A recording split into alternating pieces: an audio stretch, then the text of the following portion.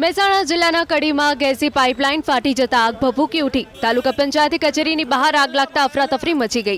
Pipeline ફાટવાની સાથે ત્યાં આગની વિકરાળ જ્વાળાઓ ઉઠવા લાગી હતી, જેમાં બે વ્યક્તિઓ ગંભીર રીતે દાઝી જતા તેમને તાત્કાલિક સારવાર માટે હોસ્પિટલ ખસેડવામાં આવ્યા છે।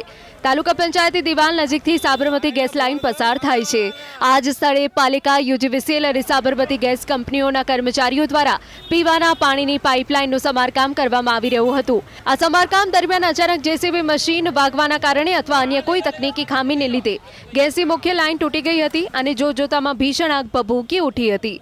આગ એટલી પ્રચંડ હતી કે ત્યાં ખોદકામ કરી રહેલું જેસીબી મશીન પર આગની ઝપેટમાં આવી ગયું અને બળીને ખાખ થઈ ગયું હતું। આ સિવાય આસપાસ આવેલા બે મોટા લીલાછમ વૃક્ષો પણ આ અગ્નિકાંડમાં બળીને ભસ્મીભૂત થઈ ગયા હતા। ઘટનાની જાણ થતાં જ કડી નગરપાલિકાના બે ફાયર ફાઇટરો ઘટના સ્થળે દોડી આવ્યા હતા અને ભારે જહેમત બાદ આગ પર કાબૂ મેળવ્યો હતો।